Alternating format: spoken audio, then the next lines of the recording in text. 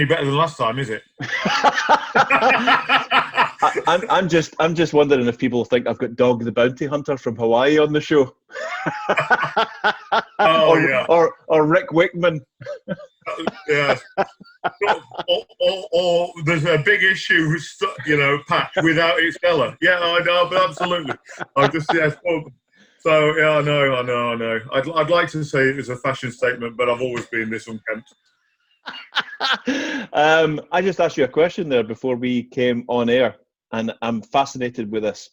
So my question to you was, for the benefit of everyone else, if you have got wealth beyond your wildest dreams, if you, your family, and all of your friends and family, because of you, are set up for life, even the generations to come are set up for life, what is the trigger point when someone comes to you and says, you can have more, get more, tweak this little rule in tax or stuff this person over and you can have more? What is that? Well, there's usually two kind of causes. One, actually, quite often is external investment, which drives you up to a certain, it pushes you beyond your morality, if you like. Yeah. You have to do something because you've signed up to this, and you may have, yes, you may have got to a certain level of, of income, but you may still have personal guarantees, or it could all go. So there's that, why did people, I was listening to a thing about Robbie Burns, and how many kids he sired and all this kind of stuff. And it was an insurance policy them days, just in case you lost all your children. And there was, and that was what looked after you in older age. So people have that at the back of them. But if you're in business and if you're wanting to be the very best that you can be, and generally people in business are driven, your self-starters, your self-discipline is there, that you'll put yourself through quite a lot to get there and what have you. But unfortunately, you then overuse it. And I used to think that a weakness was on one hand and a strength was on the other hand, and they're diametrically opposite. But actually, no, they're not. They're on the same plane. So to be successful, you've got to have self-confidence. You build up your self-confidence, your self-belief. Fantastic. These are things that you don't naturally have to start with. We've all been there. We've all had that to make that first phone call when we've got our first job and we're scared to death. And you build that up. We have that resilience. Then you get to a certain level of optimal, but you go beyond it. So self-confidence becomes arrogance. Yeah. And you carry on, and it's a bit like that with earning. We carry on, we get enough, and then we go further. We think, well, we just get a bit more, and then you actually start looking at the peer group. What they tend to do is stratify them with the peer group who also have lots. And then, I don't know if you've seen Silicon Valley, the TV series. No. Just get it. Right. It's on Netflix. Okay. You'll absolutely cry with laughter. Right. I've only up to series 3, but there's this guy who says he's got 3 commas. 3 commas? What's the 3? He's a billionaire. He's got 3 commas. And when he went down to 2, only 980 million pound net worth, he lost his 3rd comma, and it's cycle.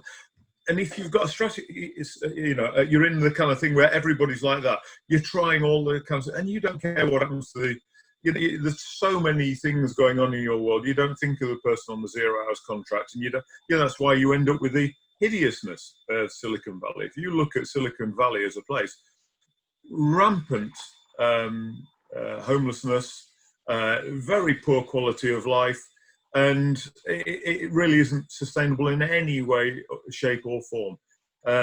And this is what you've had, this extremity. So what we've got to do is make it so it's unacceptable to have excessive wealth. And if you look at, I don't mean that from a statutory, a moral point of view. That's what rules are based on, is social mores. And if you've got something you say, actually, I've got 20 million or 30 million, I've got 100 million, just work out what is your enough. Enough to put it away, to have a good standard of living. In your elder care, you've got to make sure you're looked after that. But thereafter, ease back. And I was having listened to a podcast by Richard, and I'll pronounce his name wrong. It's Koch. But I just emailed him afterwards, and he replied, fantastic. He was saying that what you should do is only do the 20 things that you enjoy doing, and fuck everything else. And only see the 20 people that make you feel really good. Don't be sycophants, but people that you enjoy, you know, maybe even, you know, you always have these friends that you always wind each other up and you're completely diametrically opposite, but you get on really well. Yeah. And, you know, but actually spend time with those, and don't spend time with people that you feel you should do, but you actually don't enjoy. You come out going at the end of it. And he said, you've got then that choice to enhance the quality of your life rather than actually just carrying on doing the things that you need to do. And he, you know, I've got a puritanical work ethic, and I don't think I can do a lot about it, to be honest. He just said, and then do less. Do stuff. If you're doing 20 things that you're enjoying, you're seeing those 20 people, then just spend more time to chill out and do. You know, he said he does an hour a day. It's a great podcast. It's a great book. I've got it up here. The 80-20 Paradox. I did that. One of my books I did in my top 20, and I got in touch with him afterwards just to have done this. And you know, we keep emailing now. It's a really interesting guy. Fantastic. And he's saying, dude, only the time that you spend, you know, there's only 20% of your time that it makes 80% of the impact. You know, the operator. And so design out. He's saying one of the things that he realised quite early on is you don't have to reply to emails. You didn't ask them to be sent. Well, why should I reply to them? I never asked for this. I've never asked for this. I've never contracted with you to do that. If you send one over, send one back, and just delete. And it's those kind of things that we get wrapped up in. And similarly with acquiring wealth, we get wrapped up in it. And it's like it's mainline, isn't it? We've got another win and all this kind of stuff. But when you lose your soul in that process, when you lose the time to spend with people that you do enjoy, or even doing things that you do enjoy, that's when it becomes destructive. And we've seen so many examples of people who lose the moral compass, and you know, they may have all of the noughts that you could possibly imagine, and the biggest yachts in the world, but fundamentally these people are not happy, and they're not fulfilled, and they realize they've lived somebody else's dream quite often. And you do occasionally get the Bill Gateses of the world who are a complete animal commercially, and then see, you know, the light of philanthropy and then change it. Most of the time, though, you'll find in less well-known business people, most of them are still tethered in reality, and the most enjoyable ones to spend company with, who are still, you know, tethered to their community, and they feel part of it, and they don't, you know, they're not there to get. And most business people aren't like the egotistical maniacs that you see that are fated by media, which is a huge disservice to UK PLC, because they think, well, I don't want to be like these typically overweight white men, arrogant, you know, Weinstein-esque characters that think they can buy anything whenever they want to, and they think it makes people impressed. You know, it just doesn't resonate these days. I think someone said to me once, someone that I really, really admired, who was an incredibly wealthy person, said to me, you need to be careful. It was about an exit and all of that. He said, you need to be careful because money can change people. Unless the core is absolutely set, money can change people, and money will change people. And I often reckon it too, as I watched people that I really admired and had sunk a lot of time, invested time into getting to know and trusting and all of that, to see the demon take over, to see the absolute green demon take over and completely change core philosophies, personalities, the whole lot, for the pursuit of that suitcase full of cash, has been quite astonishing in my life, to see you just want to hold these people and go, are you okay? Are you all right? Are you still the same person? Absolutely. And it's easily done. It is addictive. Creating huge amounts of wealth can be addictive if you let it. Like anything, alcohol is if you let it. Gambling is if you let it. Running is if you let it. Anything in extreme it is, and you do. There is a cost to it. I always remember when I did my Ironman, and I've only ever done one because the training on it is 3 hours a day, and it was phenomenal commitment. But the guys in the pre warm up kind of thing, before you went out on it the night before, they said, how many people is this the first time? And I'll end up quite a few people. Alexander, he said, how many people have got other hobbies? And nobody held a hand up. Yeah. And I think that's what you tend to find, is that when you're running a business, if you let money be the be all and end all, you lose everything else. Yeah. You lose everything else that is meaningful in your life, because it takes up a lot of time. Of course, it takes up a lot of time. But if you're not with people that you want to be with when you're working, and you're not with people that you want to be with when you're not working, it's a lonely place. And you end up sitting there thinking, actually, what is this about? And then quite a lot of people do to sit back a bit and take it. Now, it's okay if it's your own business. It's not so good if you're in a corporate hierarchy, because it is a hugely competitive thing. And if you seem to be easing off, then quite often your choice is 100% or zero. Yeah. There is no middle ground. And this is where I think the opportunity for people to start their own businesses and move out of that, it's a much healthier place to be. You know, you see quite a lot of people do consulting and do this, and so they can work with people that they want to work with, and when they want to work, and keep that kind of balance in there.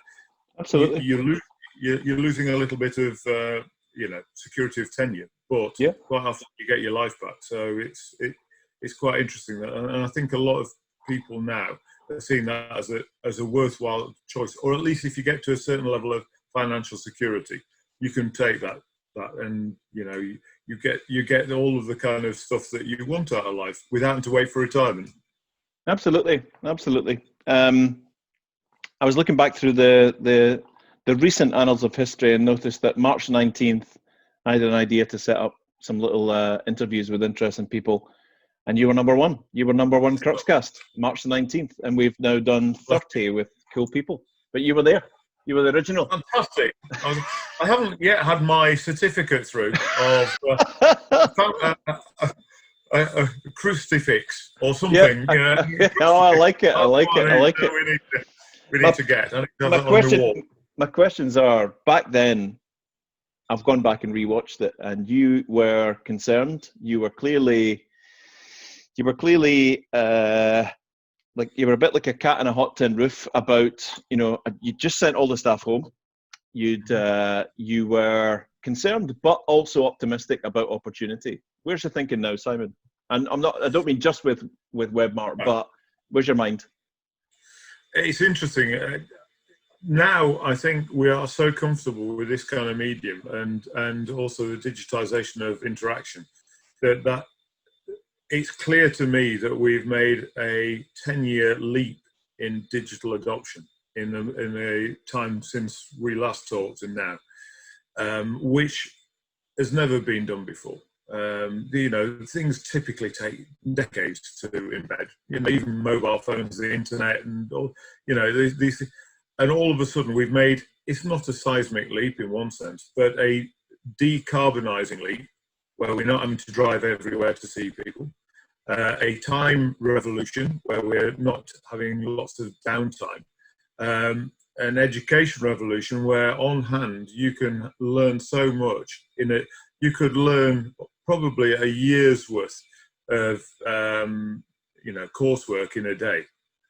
It's just phenomenal, the stuff that you're doing. And so now as a business, we've invested in software development, we've invested in digital marketing to support the other things that we do to support the team, so that when we get back, we've got quite a lot of automation where we didn't have before, or we may have done, but it wasn't adopted before to the fullest extent by customers. And I think now that there's a much greater impact. They're having to downsize. I mean, talking to people who are running businesses, and some of these are billions, and some of these are millions of pounds, small to you. Everyone's looking around about 20% headcount cut. Right. And that's pretty phenomenal. Basically because they can see, I don't mean to say it's going to happen at the end of furlough and all this kind of stuff, but over the next year, they can see there's a huge amount of automation that can be done. It's not waste in one sense, it's a new opportunity to do that. When you've got customers who are willing to accept it, if I was to say to somebody, let's have a vidcast 2 months ago, instead of me coming down to see you, you'd be at a commercial disadvantage. They would think that you couldn't be arsed seeing them. You would think that they weren't worthy. All right, okay. They'd think that it was very much something that they couldn't do behind their firewall. There was no way you could use Zoom or anything like that. No, I've never used it. Never want to use it. Not an option. And other people would go in. They'd go in and do the old kind of slide trick, and they would have a commercial advantage. Well, now all changed. Yeah. You're sat at home, so you have got no firewall to speak of. So you can do it on your iPhone. You can do it on whatever. Everyone's on a level playing field, so you're not at a commercial disadvantage. Everybody doesn't want to see anybody. You can't even invite them to your house because you can't sit there. So all of a sudden, it's a great level. And now, when you're talking like this on a human level with much more confidence, and people are much more savvy with it. Well, of course, then doing a digital service delivery or doing a digital product, and saying, can we mash in our product with yours? You're pushing on an open door. Yeah. And even micro business. I've got a friend who's a celebrity lawyer, who's fantastic guy, but used to have a big place in London, because he had to have a persona, and people wanted to come, and they all this kind of stuff. And he's now working out of his shed in his back garden, and he said he will never go back to doing that. Why would you? If that's now commercially acceptable to your customers, in fact, it's commercially desirable to your people, because if I want to get my officers ready to, in a socially distant way, to manage people into our building and all of the kind of stuff, that's a huge amount of cost, and we don't get paid for it. So by getting this as a kind of de facto modus operandi going forward, everybody's saving huge amounts of costs. And I think that's where, and you'll have to do that, because commercially then your rivals will be doing it, and if you don't, your cost of service will be too high. Absolutely. So it is a massive change, but we are having to repurpose our resources from one cost centre to another to make sure that we are right sized. And we're lucky we've developed software for 20 years to do this, so it's just a next stage on, and now looking at more integration. So API integration between other things, mashings of services, and that's the kind of conversation that you're having now, rather than more of a tactical, trading arrangement or something like that. Yeah. Because back then, when we first spoke, March the 19th, we didn't know if we were going to be away for 3 weeks or 4 weeks, and as it turned out, months. So that time has given us time to think, time to reposition, whether it's pivot or twist or re-enable or reframe, doesn't really matter what it is. But so many people that I'm talking, it's different, and maybe better, right? Maybe better. Maybe forcing us to think differently.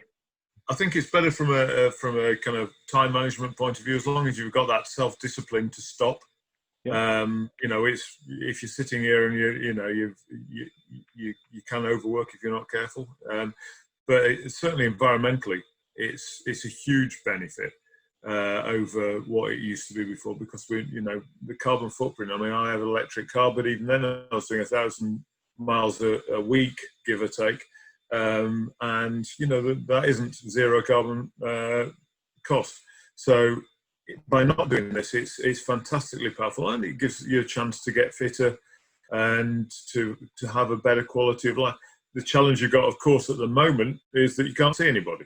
Correct. It's starting to ease up a little bit, but that's been a more difficult one. But when you have your cake and eat it, that you can be here, work really effectively and whatever, and go and see people and have a barbecue with you, chilled out and all this kind of stuff, then it'd be very difficult to drag people 3 hours into a small box to sit, when we could do that, instantly on a video. Totally. What we started talking about was a new, not a new way of thinking, but you've actually been doing this since the inception of Webmart. You've been running your business in a different way. You're putting your thoughts down on, or thinking about putting your thoughts down on paper in a book, right? Maybe. Yeah, absolutely. I'm basically, I worked it out, and I was struggling with these things. I've got incredibly shit fingers for typing. I have tried maybe speaking. I have tried all of these kind of things to, when I was at school, and it does make me sound prehistoric, there were no computers at school, so we were never given any typing skills and whatever. So what I've done is revert to video and a brief synopsis below. There's 20 chapters. I'm doing one a day. I've done the preface, I've done the introduction, I'm moving on to the chapters now. I'm going to be doing one a day, and there'll be a video of it, talking about it, the thematics of it, of how we run the business different. And I think it's, to be honest, it's the way most businesses will be run in the future. Certainly everybody who came down to the office has said this feels different. When you're there, it's got a vibe, it's got a, and it has attracted the right quality of people to be a sustainable business without any external investment at all for 25 years through the most traumatic times, cyclical times, but also structural. It was started out as a broker of printing. And as you know, that was before the internet came around in 1996. And so we've been able to adapt and evolve. And even now, when we're sitting in a very challenging environment, we're not sitting panicking. We've got the funds to be able to see us through that. And so it's got a resilience built into it, which you find that rarely does with the conventional capitalist model. So you've had this since university days in your head, right? And then you developed, as you told me, the Marxist Capitalist Manifesto, but you've now pulled it through to this. You've proven that it works with a business and businesses, and you're going to put it down. You're calling it the New Capitalist Revolution, right? That's the working title, or what you're calling it right now. Could you, for those who, this is as good as it gets, for those that haven't heard your TED Talks, for those that haven't been to Webmart and seen it, could you give us the elevator speech on what the New Capitalist Revolution, what the sort of fundamentals are, if you can do that? Yes, I mean, in an elevator, it has to be quite a shard-like elevator, quite a long one, but fundamentally, what you tend to find is that businesses only count the things that they want to count. So you typically look at financials. You don't look at externalities like pollution and the bycatch of denuding at people's lives because of inappropriate working conditions or contracts. We look holistically at things. So we first things look at how we can maximize the intellectual return for people working at Webmart and the people that work with Webmart. So there's both suppliers and clients. You maximize that, and then people enjoy working there. If you're being the best that you can be working, so we mold the job around the individual rather than the individual to the job, and then they enjoy it more. And if you've got people who have got a competitive advantage and are enjoying it, people love working with them because they're nice people. As a supplier or as a client, these are engaged, people who are clearly having a great time, and therefore you get the financial return. So it's a 3: intellectual, emotional, and financial return. And most businesses are introspective. They're looking at all the metrics on the dashboards and We are extrospective. We're looking outside our business on an 80-20 rule. We're looking at suppliers, how we can give insight to them to deliver a unique proposition to them so they want to work with us. We want to be their best customer. And with customers, we want to work in a collaborative way with them so we can understand their strategy, their go-to-market approach, their value proposition, so we can come up with better client acquisition and retention strategies for them. And it's a kind of osmosis of data going between all three so that it creates unique value for customers and suppliers and ourselves in the middle. And then once we've made enough profit, going back to the enough thing, our enough profit is £400,000 a year. That's our retained profit in the business, which gives us a uniquely resilient balance sheet. And then the rest of it gets shared out amongst the team. And it gets shared out as a percentage of the base salary of everybody. So everybody's marked to market. So obviously, if you've got a senior job with a senior responsibility, it's marked to the marketplace price for that job. So it's not discounted because of it. It's marked to that. And then everybody gets a percentage of the base salary of their role. So everybody gets the same percentage. Excuse me a second. I just heard loads of thumps all around from about 10 miles around here. It was financial directors and CFOs falling off of their chairs. But this is why, if you do draw a line at the enough, it's not having, we're wanting to have, stupid amounts of money. We've got enough to reinvest whenever we want. Yeah. That's giving us that resilience. That's giving us that war chest. So given very hard times like we're going through now, we can deal with it without panicking. And we can carry on investing through the downturn so that when we come out the other side, we come out stronger. And it attracts the right people. We've got a centripetal force within. The bigger we get, the better we get, the more people pull together, not pull apart, because we get better return on labour employed. And you enjoy it more. If you're all pulling together, aligned like that, then it really does make things much more easy to manage, because you've got alignment. And you also got a joint responsibility for running the business, because it's our business. We all look at it in that way. So Webmart was never designed to make you or the shareholders, extremely wealthy at the expense of everyone. Webmart was designed to create a new culture where you enrich the lives of the people that are not only work for you but are touched by Webmart, right? Yeah, it seems to me it was a case study. And if it hadn't worked out, I'd have said, well, fair enough.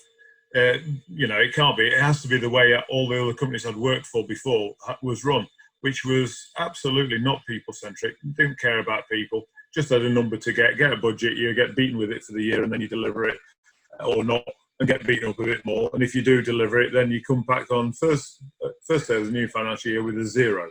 Yeah. And then you got to do the same fucking thing again. And I just thought, this is just madness. I mean, there's no joy in something like this. So all I did was invert everything that I'd done before at companies. I said, well, there's got to be a better way. And it's just turn it on its head. Turn the management structure on its head. Turn the way that you develop on its head. You instead of borrowing money, don't borrow money. Live within your means. Never borrow a penny. And by doing that, yes, your improvement rate is lower, but my God, it's resilient. And you feel great about being able to do things that are, a bit different. But the other thing is, of course, it opens you the field of vision of the things that you can do, because it's your money. Nobody's telling you can't do that. You can give it a go. Why not? And some things don't work out. Of course they don't. But quite a lot do. And then there's okay, so you're on a voyage of discovery all the time that most conventional businesses can't go for. Or choose not to, as it turns out, because what you tend to find is that the people at the top are finance accountants or whatever, and they've all had to go through a Men in Black-like experience where the creativity is taken out of them, and they have a linear version of it because they've all had to go through these professional exams, and so there's one way of doing things. We all do it this way. And you can't do anything deviating from that, because that isn't in line with your training and the best practice that's out in a million business books. But actually, when you open the Vista, you've got a huge amount of opportunity to do things differently and still be successful. And I think that's what Webmart shows, is that you don't have to follow somebody else's rule book. You don't have to follow somebody else's ethics. You can be yourself, and you can be successful in a conventional sense, but in a very unconventional way. And it's so much nicer to be able to run a business like that. And now I've been able to be furloughed to write my book and think, amongst other things. And I've got a 32-year-old managing director who's running the business. So, having youth, giving youth the opportunity, to be the very best that they can. And we've got some really fantastic young people are coming up at speed who, of course, have the digitally savvy from day one. It's a no-brainer. Yeah. They've got a huge amount of skills that I am having to retrofit into my my armory. They have it as normal. Now there's a balance to be had, because there's a lot of things that they need to learn as well. But actually, they do a fantastic job. And don't forget, Alexander the Great had conquered most of the known world at 21. So, you don't need to have huge amounts of experience to actually come up with great ideas. We've had fantastic ideas for people who've been here a couple of months. So getting youth in and giving them the responsibility early. It really does turbocharge your business, but that isn't within most HR manuals. No, it's certainly not. Certainly not. Listen, we always try and keep to about 20 minutes, half an hour, and it's never enough with you. So we had you at number 1. You're round about number 30. We'll definitely want to have you back for a bit of an update. When are you? I don't know. Is the book going to be a video book, or is it actually going to be a typed book that we can get on audiobooks or whatever? I'm hoping. Being honest, I've got a publisher who's interested in it. I've had a chat with. I realised now that I know I can get it down in video better, and I'm going to do that. So I'm hoping what I'll do is when I've done this, and I've got 20 chapters to do. So I've done 20 book reviews on business books, which I think are fantastic. Yep. And then I'm doing my book, which is going to be 20 chapters. And then, but you can duck and dive. The beauty of it is, of course, there's a video. You can just listen to it as you're driving along or running or whatever you're going to do. And it's free, in line with the Webmart ethos, giving everybody the equality of opportunity to do it. I would like to do a more in-depth version of it, and that possibly would be when it would go through to a publishing house and come up with something when I've got a bit more, should I say, editorial support, and I can dictate. I've got it in my head all the time. I know I can do that, but it's just getting the thing down in writing and then editing it, and my spelling's not very good, and all of those kind of things. So people can see this on your LinkedIn page. Please, yes. Any other platform? No, it's on LinkedIn. I'm doing it on LinkedIn. I'm recording it in, on kind of YouTube, or I think it's Vineyard. Have you ever heard of Vineyard? Yeah, because of you. Yes, I have, and I checked it out. I checked it out the other day. Yeah. It's quite interesting. Oh, Vidyard. Sorry, Vidyard. Vidyard. This is very good. So I'm doing it on that at the moment, and I'm hoping that it'll be finished in 20 working days from now. So in a month it'll be done, and then perhaps I'll come back after that and see what you think. You can give me a synopsis of it, or what you think, the good, the bad, and the damn right ugly on it. I can definitely do damn right ugly. Listen, always good to catch up with you. We'll see you soon. And you, mate. Take care. Thanks, Simon.